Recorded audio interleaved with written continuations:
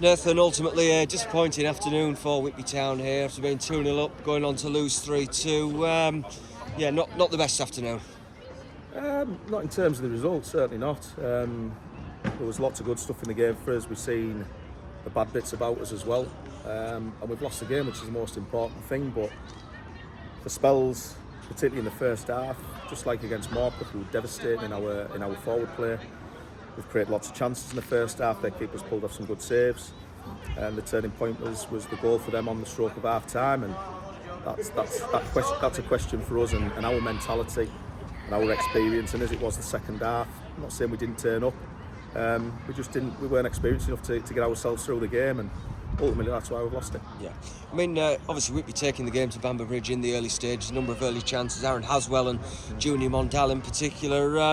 Obviously it must be pleasing after, we spoke a few times in recent weeks about not getting shots off and not taking chances, to see your side obviously trying to at least get those chances goal bound. It's been the focus of the last few games. We're certainly doing that. It's nice to see. Like I say, if it wasn't for their keeper pulling off some decent saves, the scoreline would have been greater for us. But listen, even at 2-1 up, we've got two golden opportunities, one-on-one with the keeper, and we've not dispatched the ball, and you've got a very, very different game. So we don't take our chances. On broken record, we're very inconsistent with it. When we do, we win well, but it's too infrequent. We've had enough opportunities in several games this season to finish teams off. We've not done it, and we've paid the price, and today's the same. Whitby's first goal, Joe Wheatley with that one, and really it's all credit to Joe Wheatley for winning the ball back on the edge of the box in the first place and then taking his goal so coolly. Yeah, it was a very good goal from us. I think the build-up play was excellent. Junior getting into some pockets, we were getting it wide a lot to Junior.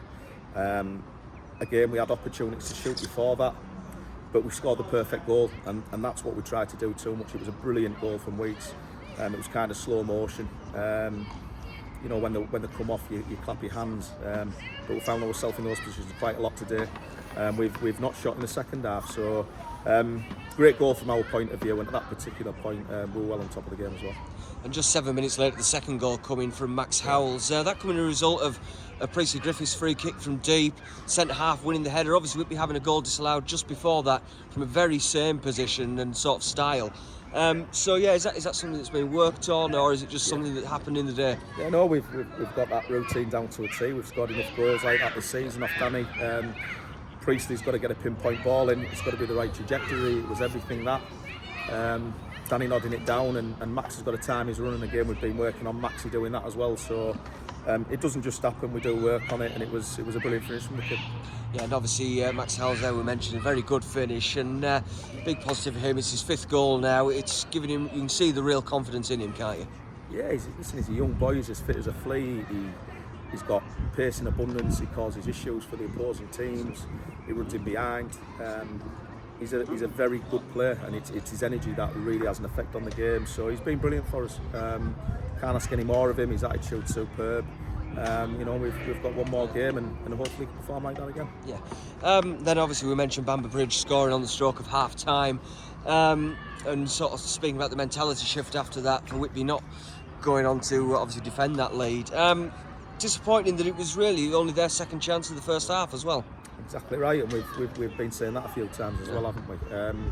Listen, we're in possession of the football. It's a poor clearance. We can blame the pitch. I'm not one for excuses.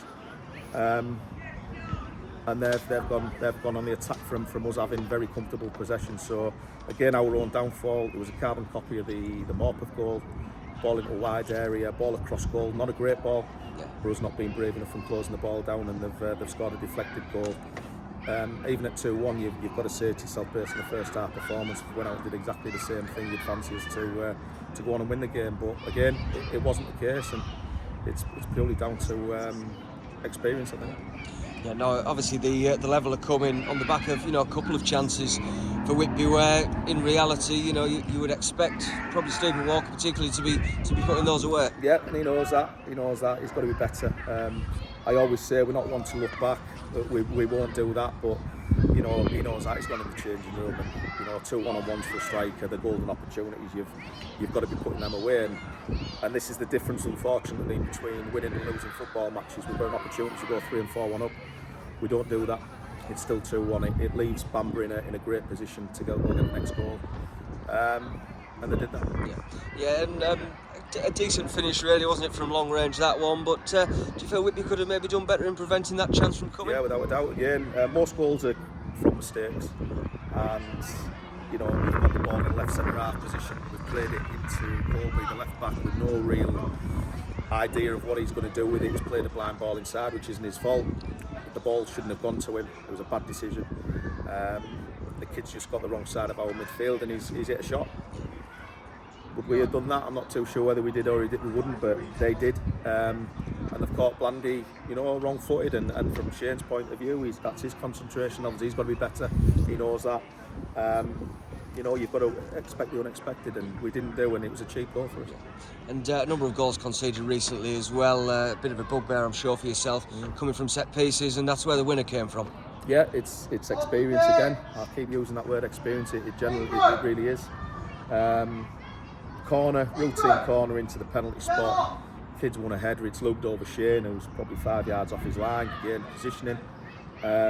Cheap goal, and we tend to give cheap goals away. So it's one of those. I think we've just got to, lick our wounds a little bit. I'm certainly not going to be pointing any fingers at anybody. It's getting to the back of it. We've got one game left now, and it's one of those where we've just got we need a reaction to that. But our all-round game's been brilliant. It's just we're prone to mistakes, and it's simple. It's leadership and it's experience, and that's the most frustrating thing for me.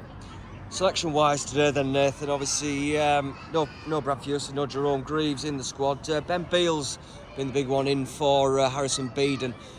Is that with sort of an eye on next week, knowing that Beales will be playing alongside Dan Rowe? Yeah, we needed to see, because Dan's played left side centre half all season. Ben being a natural left sider, I needed to see Ben on the left and Dan on the right. With Harrison suspended, it was something we needed to do. So yeah, it's plain and simple on that one. And next up, obviously, the final game of the season in the league campaign, Macclesfield. What are you expecting from that one? Because we're sort of expecting Macclesfield will be in the playoffs now, and do you think they might be bringing a weakened side down? Well, whether they do or they don't, I mean, they've certainly made the playoffs. They're going in for second place. I'm not quite sure where they are at that particular point, but from our point of view, we don't really need to be worried about Macclesfield. We've got to worry about ourselves. I've said it for a while now, I want to finish the season strong. I think we are playing some of the best football we've played all season with the ball.